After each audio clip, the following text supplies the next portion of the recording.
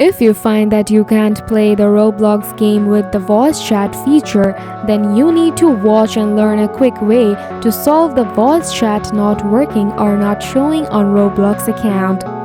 First, you need to open the Roblox game, tap the three dot, scroll down, tap Setting, tap Privacy.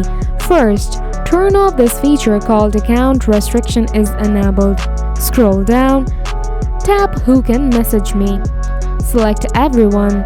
Also, tap Who can chat with me in the apps. Select Friends. Also, choose the last option for Everyone. After this process, you need to check for your phone number and email address.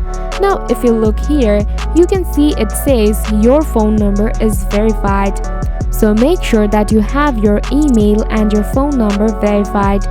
After all the following processes, you need to check whether the voice chat feature is activated or not.